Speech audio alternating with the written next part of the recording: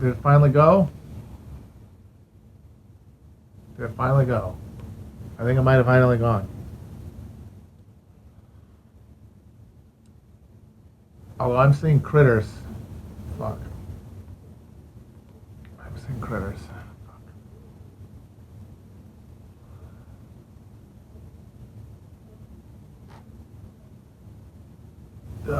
Yeah, there we go. I'm very sorry to preempt the critters. I know we all love the critters, folks. They're delightful, they're friends. They're gentle creatures of the forest deep. And we all wish we could frolic with them daily.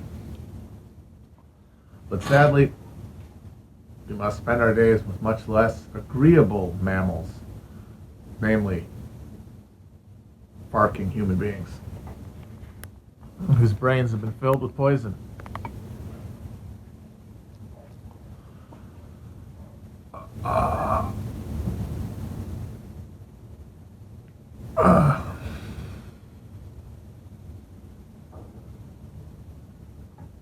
Oh no.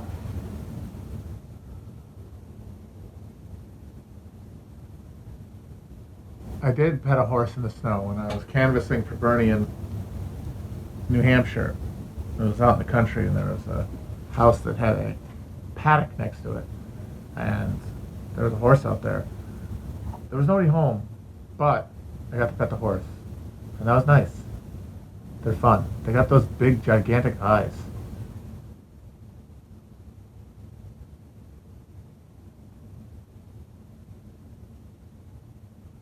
Yeah, horses are nice. Chill dudes, chill dudettes.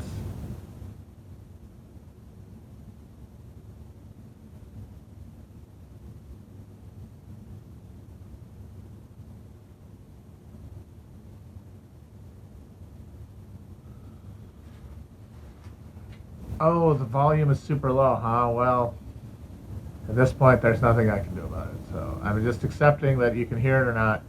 And if you can't hear it, well, maybe you weren't meant to hear it. Maybe hearing it would be bad for you. Maybe there are forbidden truths that you're not ready to absorb.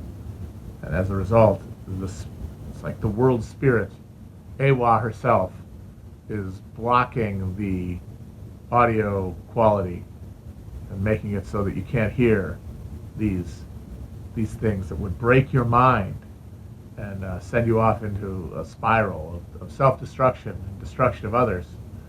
In fact, you could say that the variable volume is the thing that saved your life. So be thankful.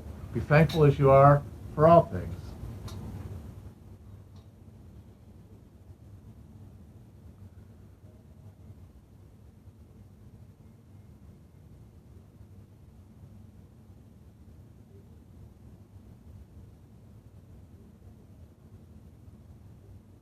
I did finish How To with Journalists, and the last episode was phenomenal. The whole thing was brilliant.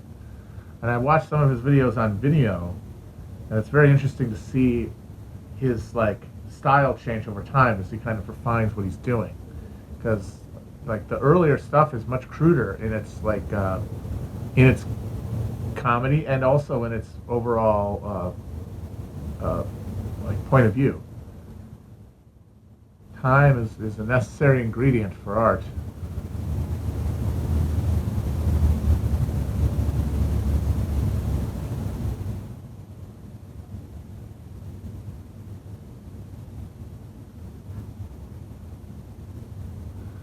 So he says that moralistic fables can be good like Avatar if the moral is good. I mean, that's half of it. The other half is it has to be told well.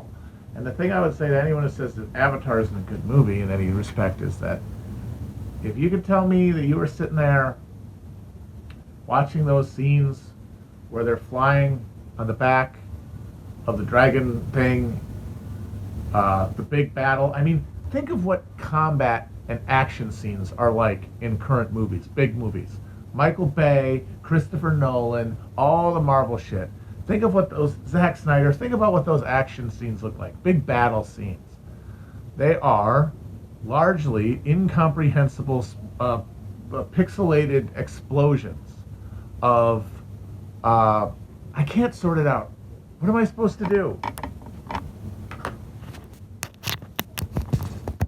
That are really decontextualized and that are edited into a total haphazard slog, generally. I mean, if you like Christopher Nolan movies, you don't really like the action scenes, right? Like, you like the puzzle box stuff. You like the clever things. How many action scenes are in Nolan's, like, repertoire of great moments cinematically? Maybe the hallway fight in Inception, but that's not really about the action. That's about the specific, like, dimensions. Although, even there, it's not shot particularly interestingly or, like, emotionally. You watch the big climactic battle scene in Avatar. He sets up spatial relationships so you know where everything is, where the people are, where the ships are. Then he has them engage in battle, and every shot builds a little narrative within the battle.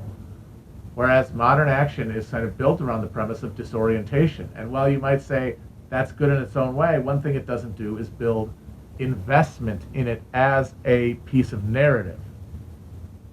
It doesn't tell a story, not the story, but a story within the story. And Cameron's action tells stories within stories. So his moral, his simplistic Disney moral, is wedded to technical genius.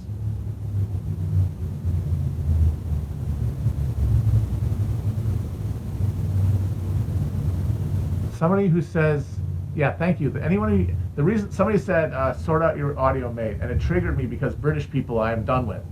I'm done with hearing anything from British people. They're about to just blow themselves up and sink into the North Atlantic on purpose because they just are too fucking miserable to deal with one another.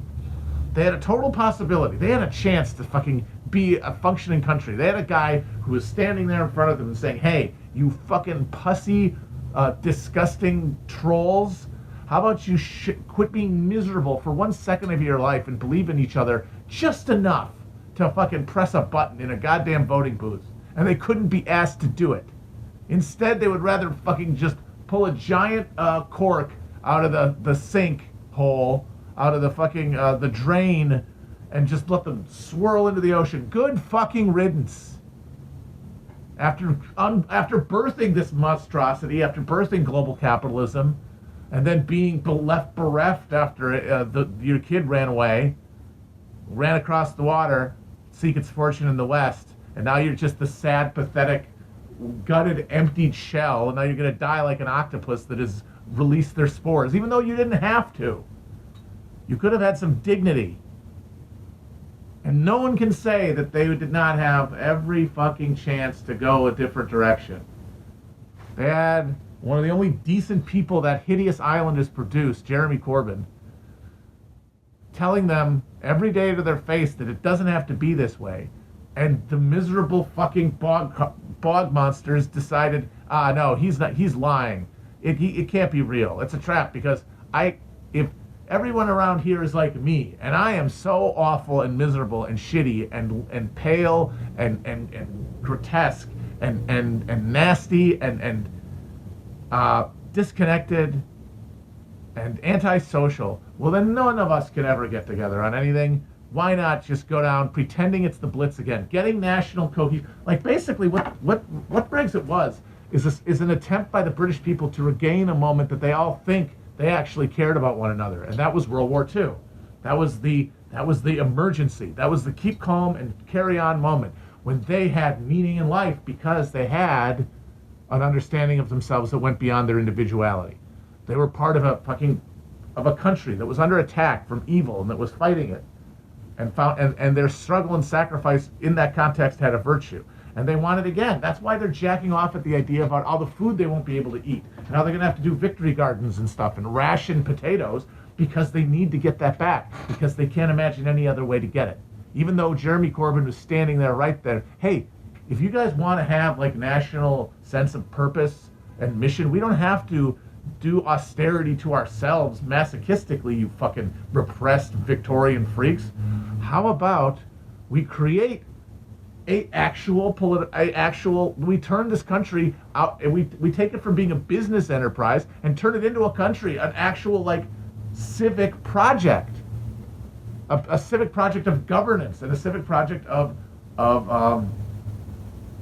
improvement, rather than just a civic project of dour withstanding of pain, a dour endurement of because because that's conceivable to them, because national unity through austerity is conceivable, because in that case you're operating out of fear. You're operating out of fear.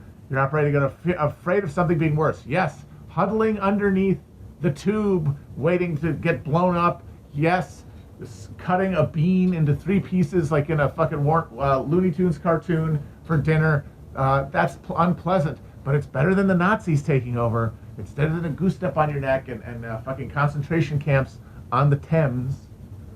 But here, now Corbyn's not anti-austerity pledge for national purpose, that was appealing to the idea of love, the idea of doing something better. And they can't imagine that because they don't love anybody, including themselves. And of course, it's not like we're much better than that. They're just further along in this process of alienating themselves from the world because they started before we did. And there's fewer of them, which means that it intensifies, like the generational pathogens just multiply over time. And so they're just all so miserable that they can only operate off of, they can only be socially, they imagine that they can only be socially compelled by a fear of punishment of some kind, in the form of, well, all right, austerity Britain sucks, but it's better than becoming, a completely Polish, denatured, capital dissolved department of Europe, which will be miserable in a different and worse way.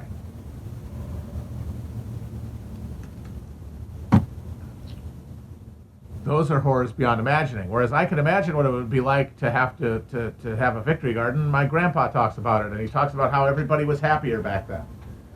We're going to make it happen again. And they had the chance. They had the signpost. They said, no, thank you. We're too traumatized by our own. We've been too defeated by victory, because all of this stems from the fact that these are the monsters who destroyed the world. These are the monsters who set out more than anyone. They were the most successful ones anyway, among the Europeans, the ones who set out to subdue the world and to turn everything in it away from everything else and towards itself. They started it. Their culture's been molded and completely driven around that central premise since the dawn of capitalism. And now they find themselves a husk where they don't even have they have lost, for many more years than us, the dream of plenty that we were able to sustain because of the fantasy first of our Western expansion and then the global bounty of the post-war dominance that we enjoyed, the empire that we held before the borders closed off and before the myth lost its potency, before we had to turn back inward and try to find a way to deal with one another, having developed no social bonds in like 40 years, having generated no social trust in 40 years. Well, it's been a lot longer for the Brits. So you can't, as with anything, you can't blame them. But I sure as shit don't have to fucking listen to them. I sure as shit don't have to listen to them condescending to me with their goddamn fancy accents and their dumb slang, calling me their mate. I'm not your fucking mate.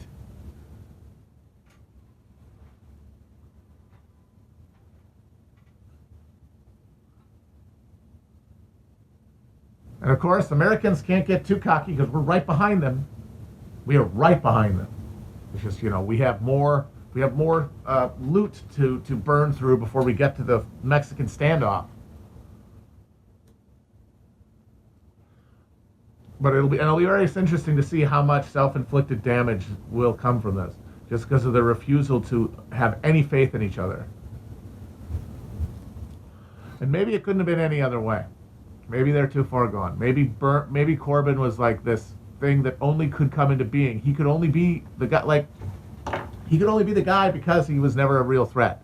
And if you think about it, that is, in technical terms, what happened, because Corbyn was only put in as a name from leadership after Miliband ate shit, because he'd been around for a long time. He'd been a real trooper about all that New Labour invasion of Iraq shit, which, you know, he was against the entire time and watched his party do from the back bench.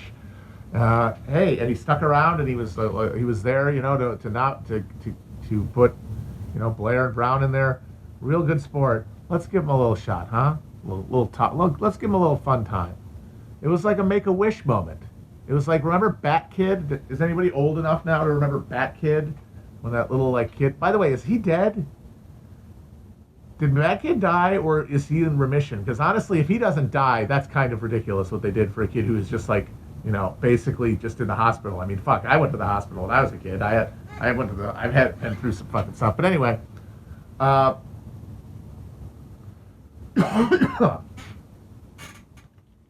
it was a little Make-A-Wish thing from the Labor front bench. And then what happened is that, oh shit, you know, the loss had sort of shaken things loose enough that people were interested in a new thing. And as soon as that became something that was on the menu, all these Labor members, remember, these are people who don't just vote in primaries, they're members, which means that their relationship to the party is much different than the relationship of American liberals and leftists or whatever voters and the Democratic Party. And so he caught on, but he caught on in a context where he was only allowed to be an option because of the fundamental hegemonic rule of the New Labour leadership. And then the proof of that can be found in that even when he won the spot, he was never able to actually have control of the party. As we now know, at every level, he was explicitly sabotaged by people, and either because he was too much of a softie or they didn't have enough leverage, and that might, if it's the leverage point, then this was never going to work. They did not purge the party. They did not purge and get rid of all these time servers. They didn't clear the Ogian stables of Blairites. And once they didn't do that, they were basically fucked. Now, they might have lost anyway because of the way the entire, you know, media apparatus organized against them. That might have been tough. And Brexit was there to be the wedge on behalf of reaction. But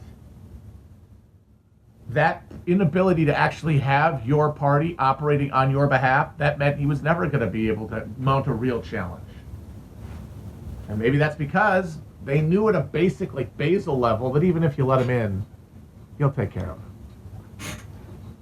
And if that's the case, Corbyn was always just sort of this, like, last burn-off of XX democratic vision. Like, he was the last gaseous output of the last little pocket of, like, human feeling on the continent, or on that island, on that accursed land. Like, the last bit of human felt communal identity that transcended the personal. That's being, like, burned out of all society by the drivetrain of capitalism and alienation. And this was as like we near the final and total alienation of Britain. And then final, perhaps, destruction, literal dismemberment due to a no-deal Brexit, a suicidal act. The end of this is the DMT. The Corbyn was the DMT, basically. The last spiritual sigh of the collective humanity of Britain before the death rattle kicked in.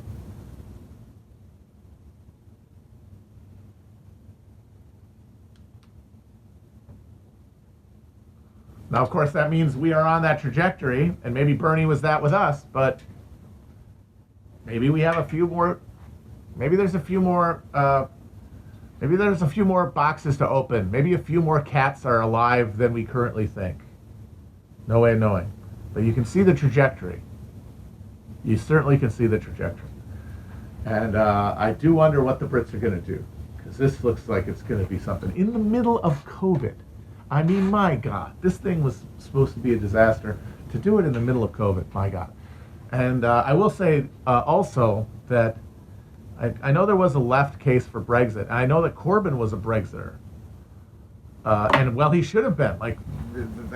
If Brexit hadn't happened and Corbyn had been able to become prime minister of a left-wing Labour government, he probably would have pursued some sort of Brexit from the left, and it would have been a good idea. And so there's a critique of Corbyn that he did not just embrace a left Brexit from the beginning. And the problem is that if you do that, you do lose your right flank completely. Like they flee to the Lib Dems and make it impossible for you probably to govern, because they just got out of a coalition with the fucking Tories. They would go back into one in a heartbeat by literally joining them if they could like get into positions of power within the party, which they certainly would, because they'd be holding the whip hand there. And you could argue it wouldn't have mattered. They would have been able to sweep them in. They would have been able to combine like the working class Tory voter pool and the entire working class Labour voting pool, and the Scots. Bring the Scots back from the SNP, and they would have fucking swamped them. But it was a real concern, and that's because at the nexus of liberals and leftists, at the nexus of right and left Labour members on the issue of Brexit, was how far can we go in letting this happen without being irresponsible? Because there was this understanding that Brexit would be bad materially for the people who live in Britain. That it's not something to be reckless about. And the left position was, don't let them fucking intimidate you. Don't let them try to spook you with this. Like, at the end of the day, you're too big of an economy for them to just completely let fuck up. And like, these politics can be finessed by not finessing them. And there was that whisper in the ear that like Labour had to stay away from pushing over the Coke machine to Brexit out of like a general need to preserve, basic integrity of the British economic system. And it was always theoretical because what was going to happen in Brexit is unknown. And everybody had a personally, emotionally invested subconscious bias on how much to take it seriously. Like, the more of a lib you were, the more seriously you took the objective economic argument about what would happen if Brexit went through. The more you wanted to just say fuck you to this whole Brexit bullshit and go around it and just embrace a left Brexit, even though that meant in practice doing a Tory Brexit, because that's the thing, is that you're probably going to be doing a Tory Brexit then, because they're the ones who initiated it, and that's where the center of gravity of support for Brexit was in the Conservative Party. And that it broke against demographic currents that you need to keep together as a left-wing party, and you don't want to fracture them. So it was a live question, but it was invested with your material preferences. Like, that was guiding you more than you even knew when you were deciding how seriously to take the threat of Brexit to the economy and to the livelihood of people in Britain. And I guess we're going to find out. We're going to find out how much of it was propaganda and how much of it was real.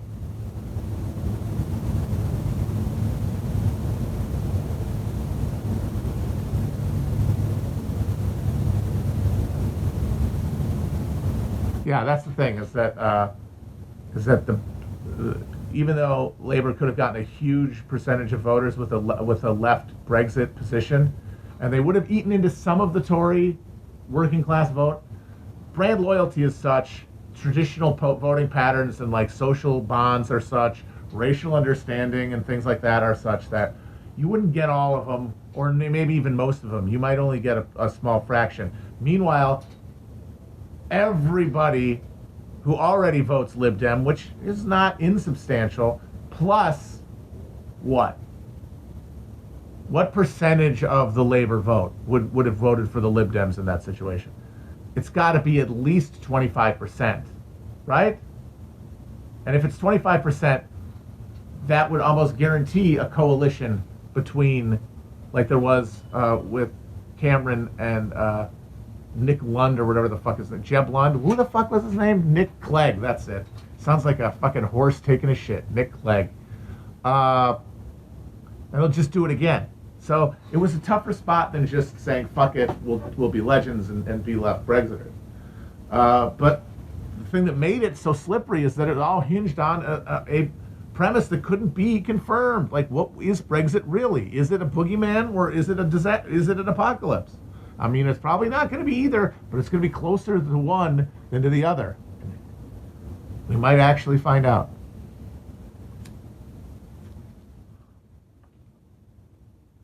Oi, mate, it bloody chav nicked me mobile. Michael Tracy watches the streams, really? How do you know? Are you Michael Tracy? Oi, he nicked me bleeding mobile. He nicked it, mate. It's nicked, mate. He nicked it. I think people all say, honestly though, people say, like, oh, the Brits are going to lose the United Kingdom. Those idiots. Think about it this way, though. So presumably, if you did get some sort of complete dissolution of the United Kingdom, barring in the context of just complete economic collapse, I mean, a managed transition, a velvet revolution type thing, who would be mad? Obviously, the Scots would not be mad. The Welsh wouldn't be mad. Some of the Northern Irish would be mad, but it wouldn't be the UK's problem anymore. That would be the Irish's problem.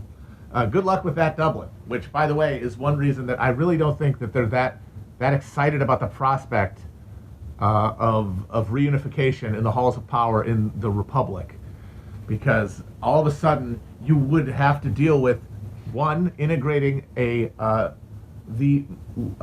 most economically depressed part of Ireland into your economy, which is much smaller in general than Britain's is, and deal with this now active, restive, not quite majority anymore, but like 50% of the population, and you might say, okay, maybe only a third of them are still really, poker up the ass unionists, but that's still enough to mean you're going to get some version of the Troubles pop up again, with the powers reversed. I don't think it would necessarily be anywhere near as intense as the last one, but is it a really headache you want when everything's basically the same? The main difference is the colors of the fucking post boxes. But again, if Brexit comes in, that changes the calculus. And then, what about the English is what I say. What about the English? Won't they be sad that they lost their empire? No. They'll be relieved. They get to be England. Being British only had meaning when it felt like it was part of a project of greatness, of expansion, of at least prestige. But in crisis, EU conditions, England essentially had a nervous breakdown, because remember, England is the only part of the UK that voted to leave. And it's where Labour lost, was in England. Because they essentially pulled the pin on the United Kingdom themselves, because these vestiges, these appendages, these pissed off Scottish people who want to act like they're not us, like they didn't do the fucking they didn't do the suppression of the Sepoy Rebellion or whatever the hell, because we oppressed them or something, or these dumb fucking Welshmen with their dumb fake language getting oppressed when you call them a sheep fucker, and these goddamn mixed whining over in England, even Ireland, even though they were blowing us up at our own pubs only a few years ago. All we got to hear is bitch, bitch, bitch. What's the point of this? Why don't just be England again? Get quiet. Just be alone with our thoughts as good English people, and not have to worry about these fucking yapping assholes. So, yeah, I'd say everybody would be happy with a breakup, except for the Ulster Scots, of course. They're going to be very mad. Katie, bar the door.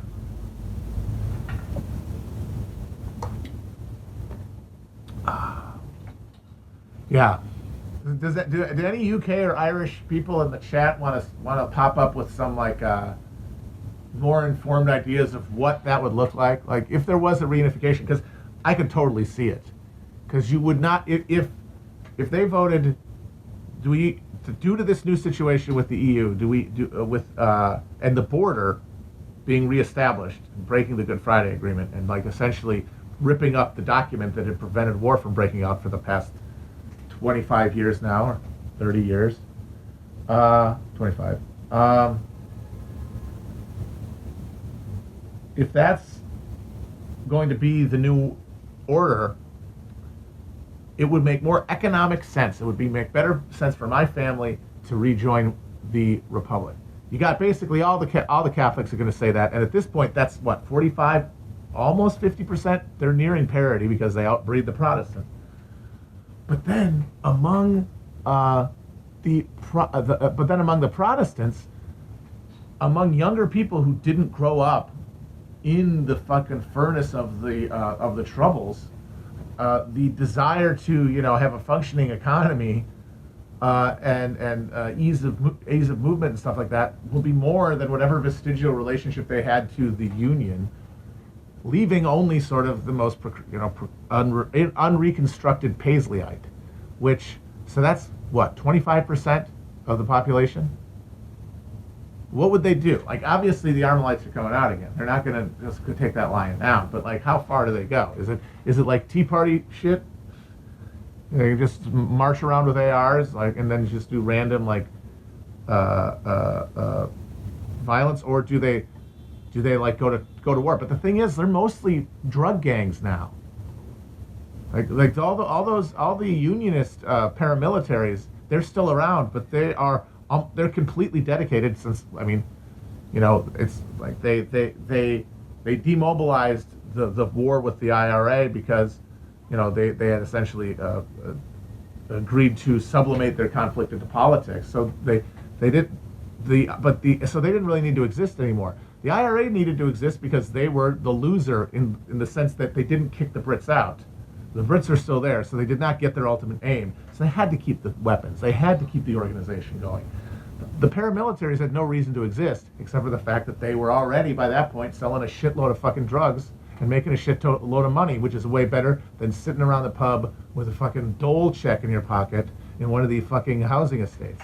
So they fucking are right now the people who sell heroin in Northern Ireland. If they change the color of the mailboxes, do they give a shit enough to give up that life? Again, I don't know. What do people think?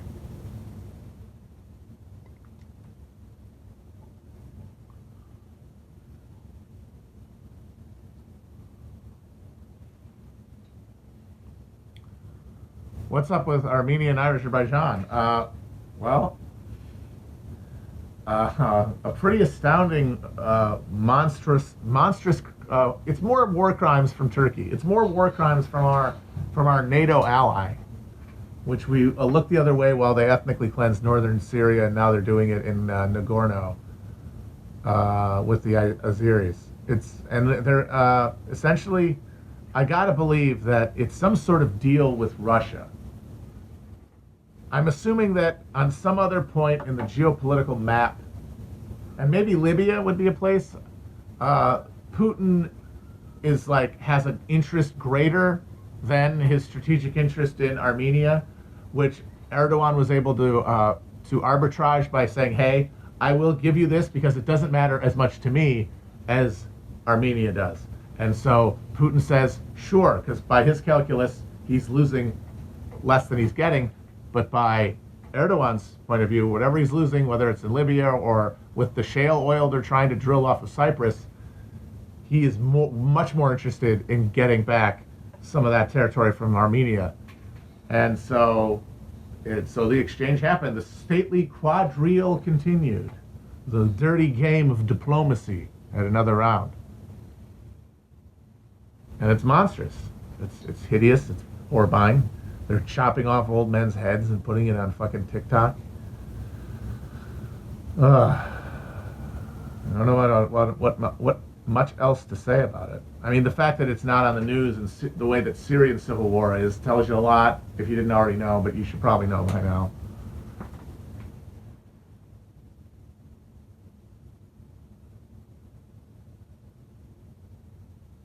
Oh yes. This is the Azeris. Like they would do anything because Armenia is a regional ally to Russia, which is right there. I think Azerbaijan is going to pick a fucking fight at that close to Russia without backup, guaranteed backup from Turkey, which was immediately supplied. That's the context that the whole thing takes place in. You can't remove that and act like, oh, it's not Turkey. Fuck off, because Azerbaijan doesn't get to choose whether or not to go into Naragon. Erdogan gets to choose. Therefore, it's because of Turkey. Tell me how I'm wrong. Now, you might have a situation where somebody overextends themselves and you have to go in, but that's not what happened here. That's sure shit not what happened here. This is a calculated escalation to see what they could get. And they got Naragon because Putin had other interests that were greater.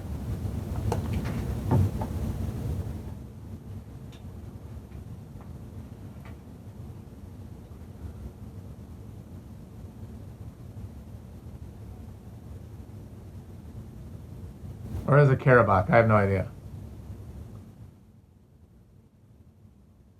I really don't know much about it. Just the broad strokes. Critical support for the Armenians, of course. I mean, I think that's, yeah. Because some of these get tough, if you want to do the campus thing of picking, like, okay, who's on the anti-imperial side, but this one's a pretty easy one. Especially when you see what they're doing in the places that they've conquered. Like, they're doing ethnic cleansing. They're pulling off the Armenian writing off of churches to claim that they're actually old mosques. They were mosques first, so they can do the Hagia Sophia thing. And chopping people's heads off and ugh.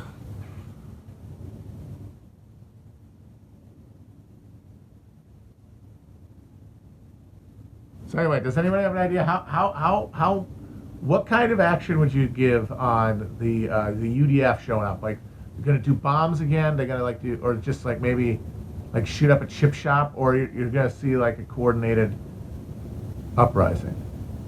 My gut tells me a couple of showpiece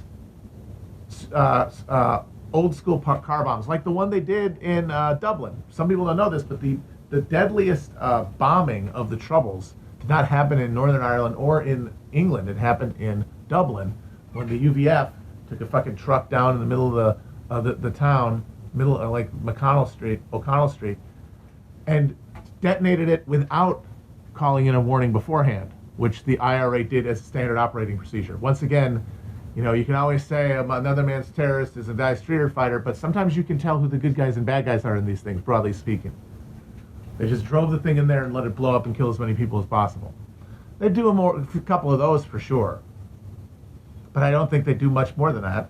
Because, well, for what? At this point, none of this stuff has any, I don't know. What to say, I have no idea. The thing you have to remember is that the current situation is such that, like, the remaining structure of these paramilitaries are sustained by their relationships with the political structure, both at Stormont and the power-sharing government, which until recently replaced rule from Westminster, although I think it's been suspended for years now, which is another thing that's going to contribute and is contributing to a likely crisis around Brexit. That they literally haven't had home rule for like 2 years now, since before Brexit. And then, of course, with the British government, which has coordinated with them the whole time and used them as the cat's paw for extra legal assassinations and murders and bombings. It was essentially Celtic Gladio. It was a NATO member using local criminal fascist elements to carry on a war against the left. And they would essentially be cut off in this situation, because I don't think the English are going to care enough to take U-boats full of Enfield rifles to the ports of Northern Ireland so that they can keep these guys fighting the Irish, because they don't care. The English don't care. They haven't cared for years. So without that backing and the fact that they're basically a bunch of dumbass old smack dealers, I don't think they'd have a lot in them.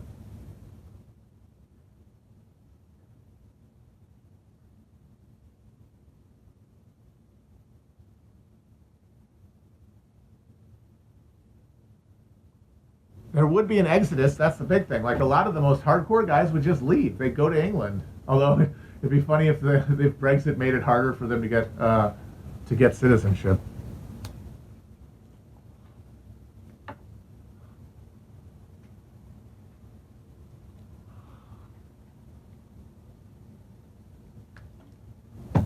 I've always been a student of the Troubles specifically. I had a college class about nationalism, and it was all through the prism of the Northern Irish question. So it was like one of the first like historical and political puzzles I ever encountered in college. So, and I've been there. I've been to Ireland a number of times. And it's got and it's also, as you learn more about it, it's got a great revolutionary tradition. I mean, you got so many different movements and formations of resistance and leaders. You got like the white boys and the fucking and the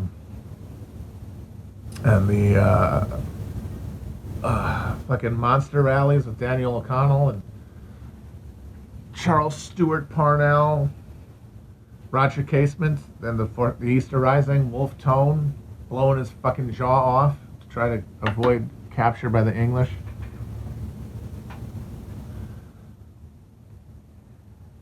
At the rising of the moon, at the rising of the moon, at the rising of boys for freedom, at the rising of the moon.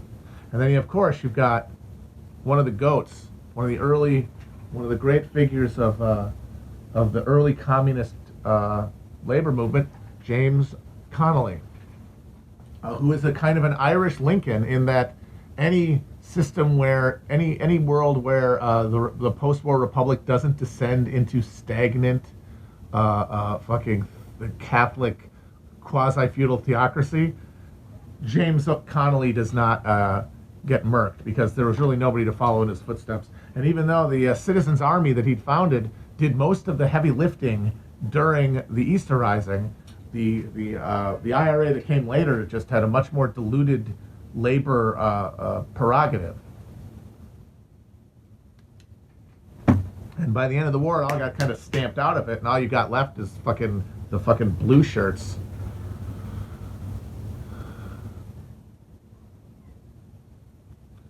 Oh man, Michael Collins, the big fella. I mean, a certified pimp. One of your great insurgency geniuses. You know, a guy who knew how to fight a asymmetrical war, which hats off to him because they kind of had to make it up as they went along.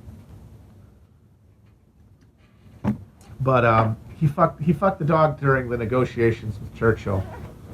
I think at the end of the day, he just fell for a bluff.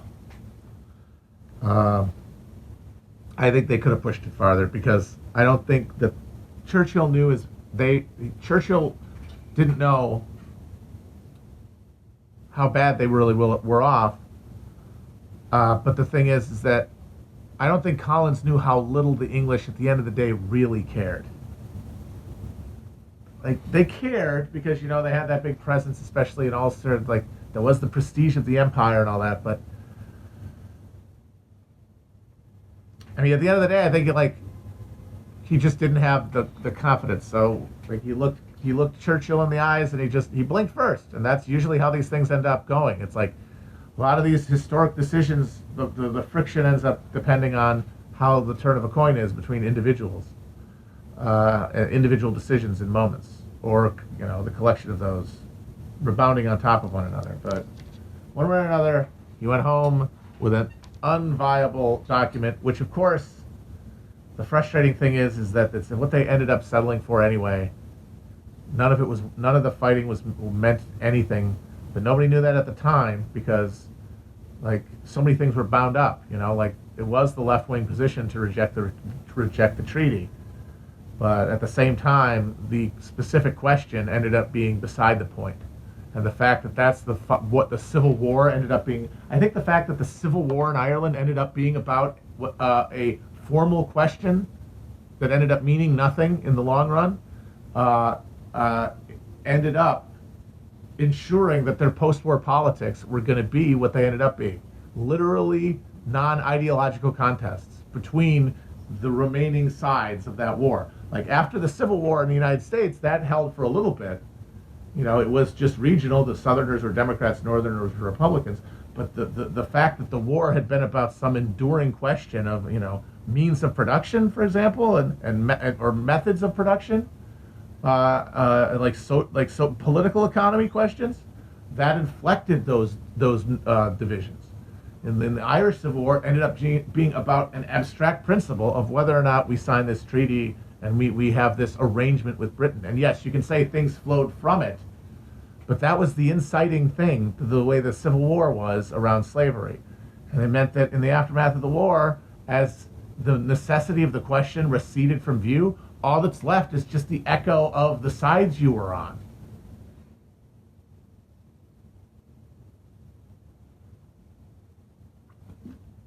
And you can't say, well, and well, I understand why left-wing forces resisted the treaty. Look at the remnant of the post-treaty, of the anti-treaty side. It was the fucking blue shirts. It was the closest thing that Ireland had to a fascism. It was the energy of that working class movement fatally fused to nationalism because the fight had been over a national question. And so they turned into these freaky little Catholic integralist goose-steppers who went to fucking Spain to fight for Franco. Those were the only significant force of foreign volunteers that Franco got, other than, you know, hired Moroccan mercenaries, was and enlisted men from Italy and Germany who claimed to be volunteers, were these fucking Mick dickheads who came over there. Nobody knew what to do with them, and they ended up getting shot up in a friendly fire incident and then sent home.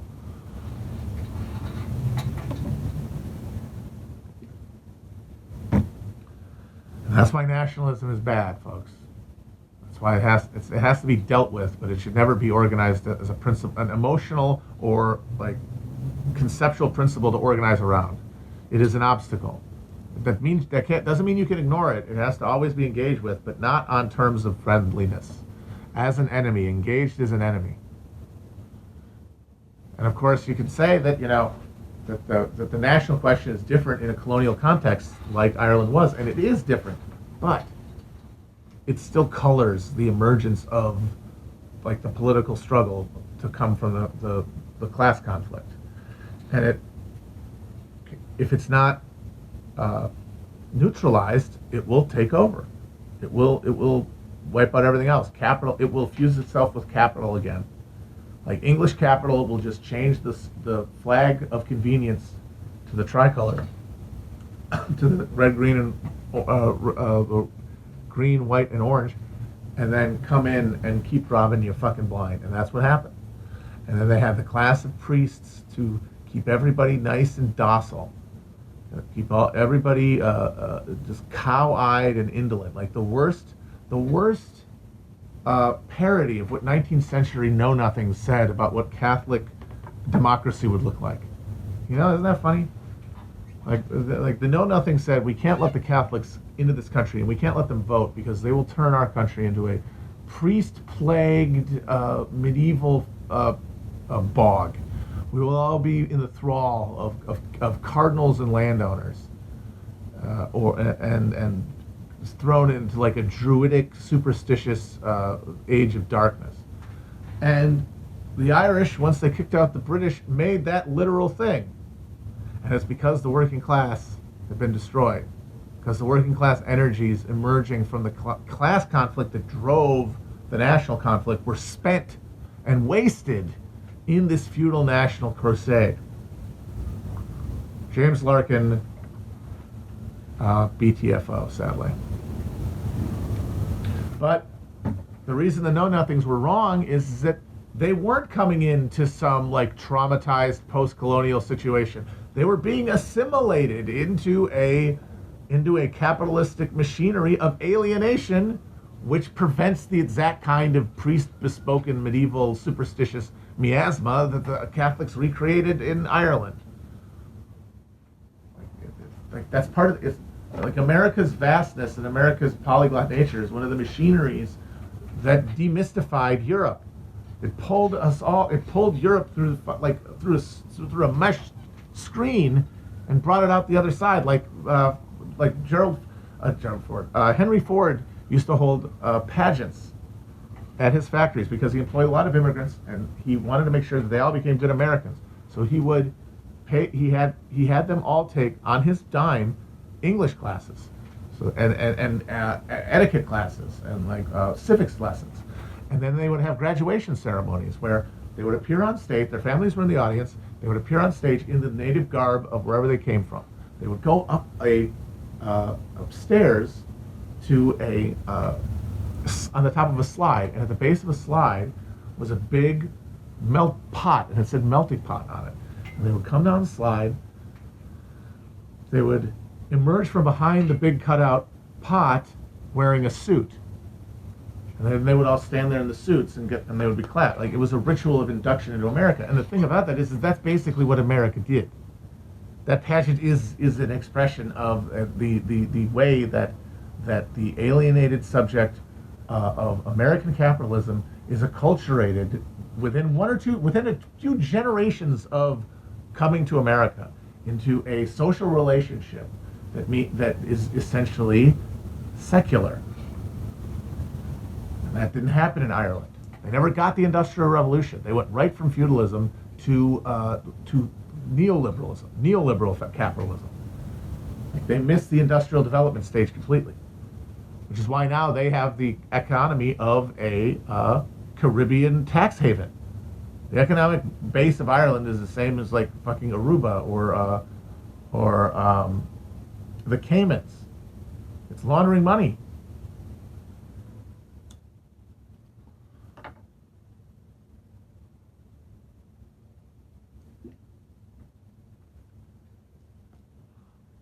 Ireland does have an empire. What do you call the United States, Australia, New Zealand, Canada? Although I guess that's more Scotland.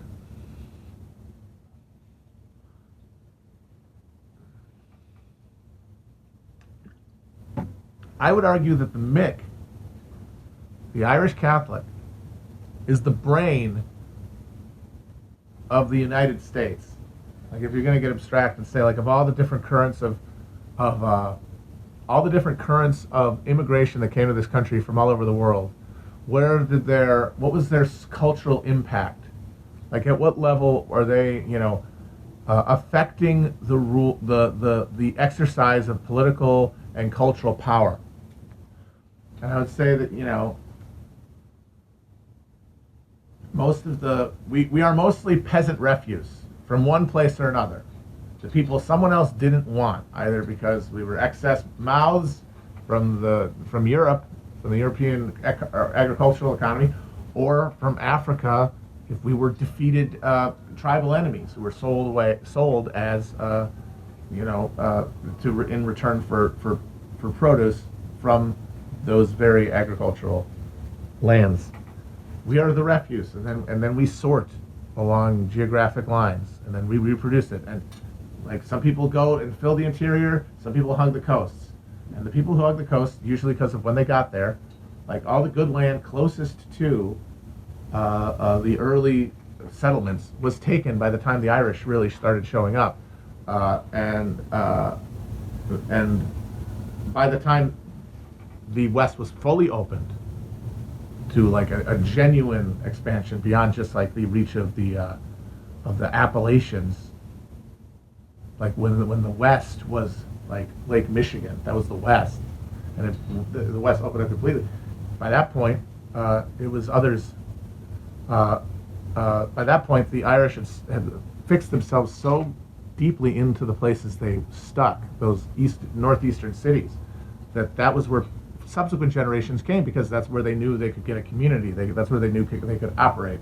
That's where they had some sort of familiarity. That's where they could, because they didn't have anything. They couldn't come to America, slap down 5 shillings, and buy a Conestoga wagon and go claim land in the West, like the way that a lot of like English and then later German immigrants could do. I saved up all of my grape harvest this year, and I got 3 big double eagles with the King of Bavaria's face on them. And now I'm going to go to America, and I'm going to buy a fucking hogshead of nails and roll it across state lines and sell it for a profit and whatever. 2 nickels to rub together. The Irish were just stacked like cordwood and dumped onto the fucking shores of America. They clung to the fucking coast, which means they were there to fill in those civil society roles that needed to be filled as the cities became more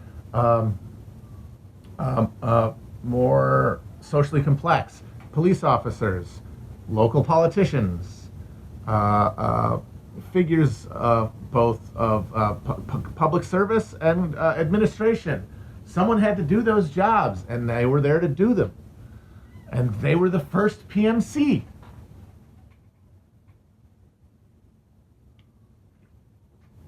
First professional managerial class were the Irish immigrants who filled the fire stations and police stations of the eastern cities that became the center places of American cultural production. Even as we were producing capital elsewhere and we were spreading out across the country, it was all being directed east. That's being equalized, and like the political story of the last 40 years is the political story of that being equalized. But it started and stayed there, and so the Irish, they're deep in there. They're like a brain stemmy, and everything is kind of filtered through them. And then you've got, of course, the American Ashkenazi Jews fit a very similar role, and a higher level of the PMC because of their later appearance and their relative diversity of income. Because like Jews of all economic stripe moved to the United States, all number of pennies to rub together moved to the United States. Whereas only the poorest Irish, except for the one who were literally too poor to afford the ticket, came to the United States. At least they came in the much larger percentages of them.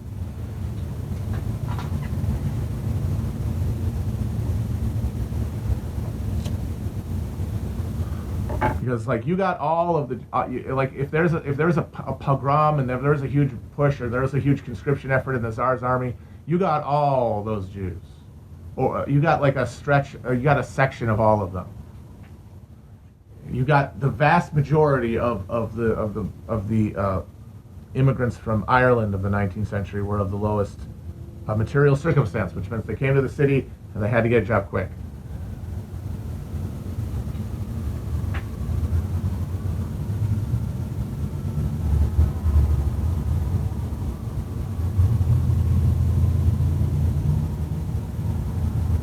And that's one of the reasons that we care so much about all that bullshit, and how the IRA was able to largely fund a 30-year war with the Crown through donations from plastic patties sitting around bars in Boston and Chicago.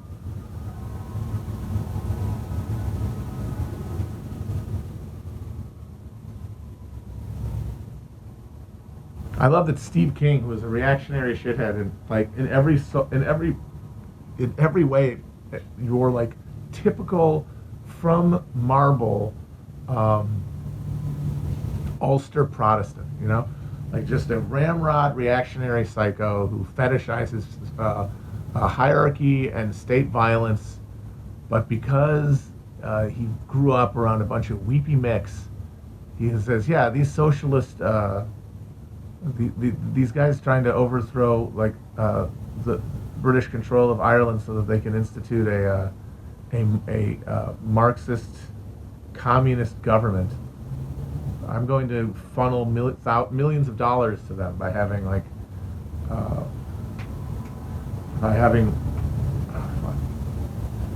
trying to think of an Irish guy. Gabriel Byrne at a potato eating contest. Potato eating contest. Oh, they denied the Kraken got denied? Oh no. Oh wow. The thing that we all knew was gonna happen happened. Damn. Well, hearing that, damn it. Oh, I can't do it. I was gonna do it. Alright, you know what, I'll sing it instead. I don't think you can get in trouble for singing something. I was gonna play it, but Twitch has gotten psycho about DCC cease desist thing, so I can't play it. But apropos of Trumpy getting murked and what we've been talking about, let me just sing. The Cadillacs stand by the house and the Yanks they were within. And the Tinker Boys with his advice to them were not sin.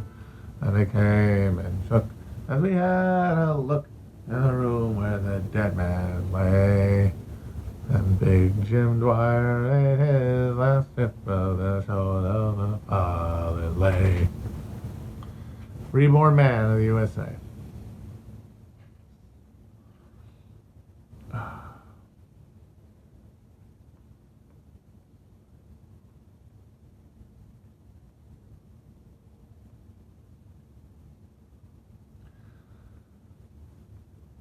Oh, another good one was ribbonism. They used to wear ribbons and then go and like cave in the heads of landlords.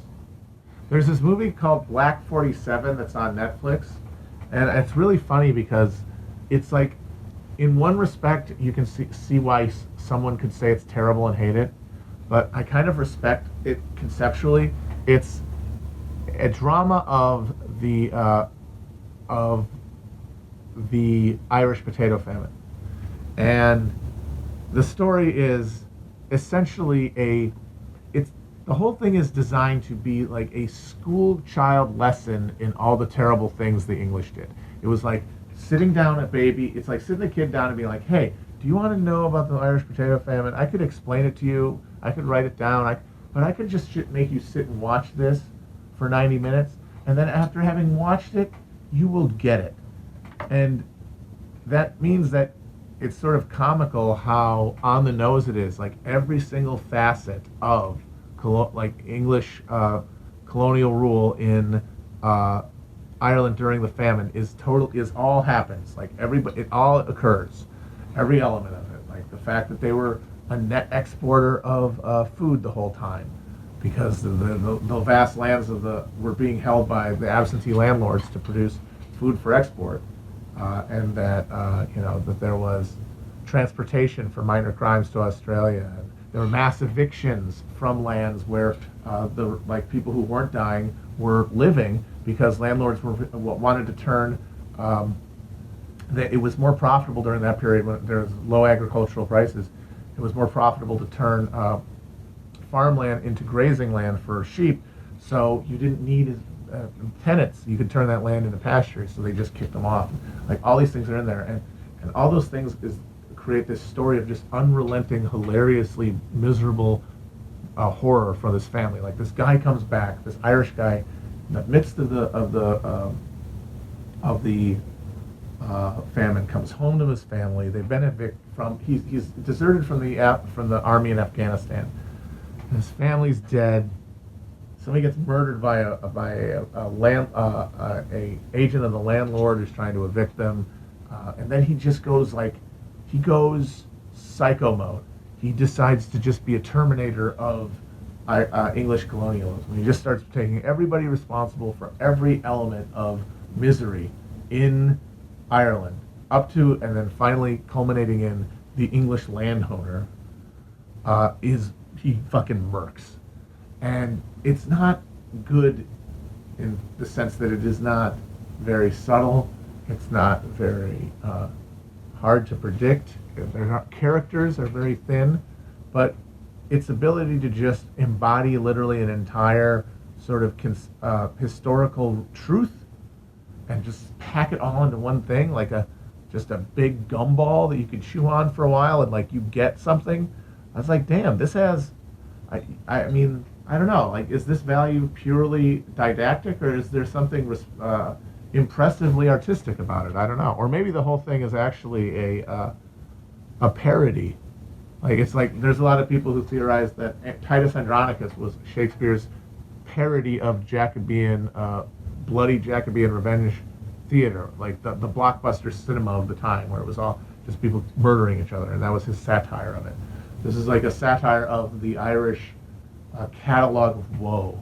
You know, all the songs that you're supposed to sing about how the English came and burned my land, and I had to eat a turnip.